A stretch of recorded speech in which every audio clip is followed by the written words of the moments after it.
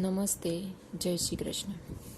हमारी जो तीसरी इकाई है अंतरिक्ष परी सुनीता विलियम्स, वो जो कहानी है यानी कि उसके जीवन के बारे में जो बताया गया है वो सब हमने देख लिया। उसकी जो लेखिका है डॉक्टर कोकिला पारे। सबसे पहले हमने देखा कि हमारे भारत देश में ऐसी बहुत सारी जो स्त्रियां हैं जो आगे क्षेत्र में बढ़ गई है। कौन कौन से क्षेत्र में बढ़ी वो भी हमने देख लिया था। हमने सुनीता विलियम के जीवन के बारे में देखा, साथ में कल्पना चावला के बारे में भी देखा। सुनीता विलियम्स भारतीय होने पर भी पीछे विलियम्स क्यों लिखा जाता है वो भी हमने देख लिया था। अंतरिक्ष में जाने के लिए उन्होंने कौन सा प्रशिक्षण लिया और कैसे प्रशिक्षण लिया, कैसे तालीमें ली और कहाँ कहाँ अभ्यास करने के लिए गई, स्नातक की पदवी कहाँ से ली, अनुस्नातक की पदवी कहाँ से, वो सब हमने देखा। और कैसे वो अंतरिक्ष में कितने घंटों तक रही, कैसी कैसी मुश्किलें आती है उसके बारे में हमने अभ्यास किया। तो आज हम हमारा जो 2 प्रश्न बाकी है वो और व्याकरण का एक टॉपिक देखने वाले हैं।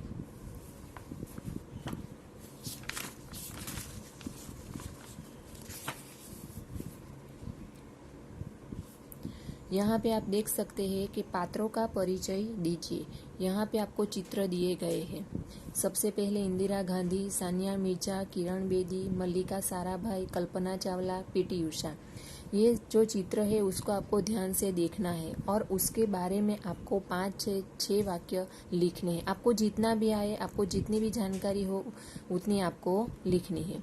ये जो चित्र के आधार पर, ये जो 6 चित्र दिए गए हैं उसके आधार पर आपको लिखने हैं। जो हमारे भारत देश की जो स्त्रियां हैं वो कई क्षेत्रों में आगे बढ़ गई है, तो इसके बारे में आपको अपनी नोटबुक में लिखना है। आगे हम देखें तो चित्र के आधार पर काव्य लिखिए। यहाँ पे आपको फूल का चित्र दिया गया है, तो आपको इसे देखना है और जैसा भी आए वैसा आपको काव्य लिखना है।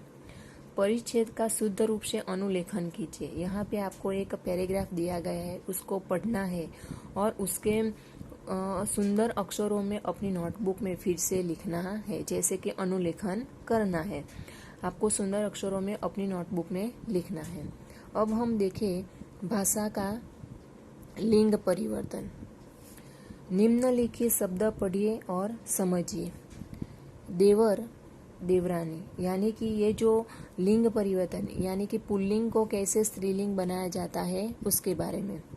देवर, देवरानी, जेठ, जेठानी, सेठ, सेठानी, नौकर, नौकरानी, रुद्र, रुद्राणी, इंद्र, इंद्रियाणी। इस प्रकार अकारांत पुल्लिंग शब्द के अंत में आनी, आणी लगाने से स्त्रीलिंग बनता है। यानी कि जो पुल्लिंग शब्द हो उसके पीछे अकारांत देवर, जेठ, सेठ, नौकर, रुद्र, इंद्र, पीछे क्या बोला जाता है? अ। तो जब हम स्त्रीलिंग में बदलते हैं तो उसके पीछे क्या आएगा? आणी, आनी, आणी। आप देख सकते हैं देवर का क्या हुआ? देवरानी, जेठ का जेठानी, सेठ का सेठानी, नौकर का नौकरानी, रुद्र का रुद्राणी और इंद्र का इंद्राणी। आगे देखें तो भाग्यवान, भाग्यवती, बलवान, बलवती, रूपवान, रूपवती, पुत्रवान, पुत्रवती। इस प्रकार पुल्लिंग शब्द के अंत में वान का वती करने से स्त्रीलिंग रूप बनता है। यानी कि पुल्लिंग शब्द हो और उसके पीछे क्या हो? वान हो, तो उसका स्त्रीलिंग क्या होगा? वती। भाग्यवान तो क्या हुआ? भाग्यवती। बलवान तो उसका क्या होगा? बलवती। रूपवान तो उसका क्या होता? रूपवती। पुत्रवान तो पुत्र। यानी कि पुल्लिंग शब्द के पीछे वान हो तो स्त्रीलिंग शब्द बने तब क्या लगाया जाता है? वती लगाया जाता है। आगे देखें तो बुद्धिमान, बुद्धिमती, श्रीमान, श्रीमती। इस प्रकार शब्द के अंत में मान का मति, वान का क्या होगा? वती और मान का मति। जैसे कि बुद्धिमान तो बुद्धिमती, श्रीमान श्रीमती।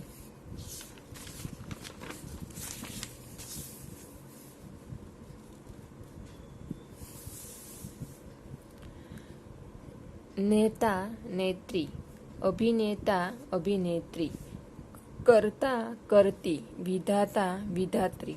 इस प्रकार पुल्लिंग शब्द के अंत में ता का त्री करने से स्त्रीलिंग बनता है। यानी कि पुल्लिंग शब्द हो उसके पीछे ता हो तो उसका स्त्रीलिंग क्या होगा, त्री लगाने से होगा। नेता का नेत्री, कर्ता का कर्त्री, अभिनेता का अभिनेत्री, विधाता का विधात्री। आगे देखें तो रोगिणी रोगी रोगिणी, वाहन वाहिनी, स्वामी स्वामिनी, सौभाग्यशाली सौभाग्यशालिनी। इस प्रकार पुल्लिंग शब्द के अंत में नी जोड़ने से स्त्रीलिंग बनता है। नी प्रत्यय लगाने से पहले मूल शब्द को ई कारान में बदलना होगा। यानी कि जो रोगिणी है उसके पीछे क्या लगाना है, नी प्रत्यय लगाना है। और उसका आगे का जो अक्षर है यानी कि जो पीछे रोगिणी, तो ये जो रस तो उसे क्या करना है, दीर्घ ई कारान करना है। देख सकते रोगी तो रोगिणी यहाँ पे आगे किया है, वाहन वाहिनी तो आगे, स्वामी स्वामिनी इससे भी आगे, सौभाग्यशाली सौभाग्यशालिनी, फूलदान फूलदानी, चायदान चायदानी। इस प्रकार पुल्लिंग शब्द के अंत में ई जोड़ने से स्त्रीलिंग शब्द बनते हैं। यानी कि ऐसे शब्द हो तो उससे पीछे क्या ई प्रत्यय लगाना है। फूलदान तो फूलदानी, चायदान तो चायदान। ऐसे कई शब्द है जो शब्द के विरुद्ध हमें लिखना पड़ेगा। तो ऐसे कई शब्द है तो वर तो वधु, पति पत्नी, विदुर विधवा, विद्वान विदुषी, सास ससुर, ननन नंदोई, सम्राट सम्राज्ञी, साधु साध्वी, नर नारी। ऊपर जैसे कई शब्द ऐसे भी होते हैं जिनका लिंग परिवर्तन करने के लिए शब्द का पूर्ण परिवर्तन करना पड़ता है। यानी कि ऐसे कई शब्द होते हैं जो शब्द दिए गए उसका पूर्ण परिवर्तन यानी अलग ही शब्द हमें लिखना पड़ता है। ऐसे शब्द देखें तो वर वधु, पति पत्नी, विदुर विधवा, विद्वान विदुषी, सास ससुर, ननन नंदोई, सम्राट सम्राज्ञी, साधु साध्वी, नर नारी। उपयुक्त उदाहरणों के आधार पर निम्नलिखित शब्दों का लिंग परिवर्तन कीजिए। यानी कि हम देखते साधु का क्या होगा, साध्वी, कुतिया का कुत्ता, युवक का युवती, पुत्र पुत्री, पड़ोसिन पड़ोसी, बाध बाधिन, ठाकुर ठाकुराइन, सन्यासी सन्यासिनी, सम्राट सम्राज्ञी, वर वधु। तो हम ये जो व्याकरण का टॉपिक है वो एक बार देख लेते हैं फिर से।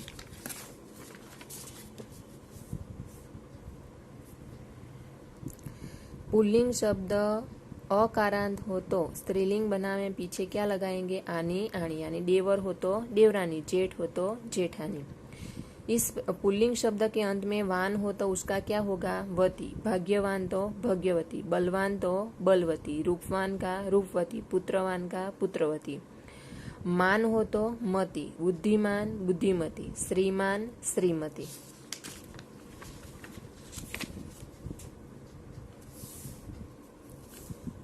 ता का क्या होगा, पुल्लिंग त्री होगा, नेता नेत्री, कर्ता कर्ती, अभिनेता अभिनेत्री, विधाता विधात्री। जैसे कि इस प्रकार पुल्लिंग शब्द के अंत में नी जोड़ने से स्त्रीलिंग बनता है। नी प्रत्यय लगाने से पहले मूल शब्द को ई कारान में बदलना होगा। रोगी तो रोगिणी, वाहन वाहिनी। इसमें हम देख सकते हैं कि जो गणपति का ग है उसके आगे रस्वई हो गई है। यहाँ भी देख सकते हैं, यहाँ भी यहाँ भी।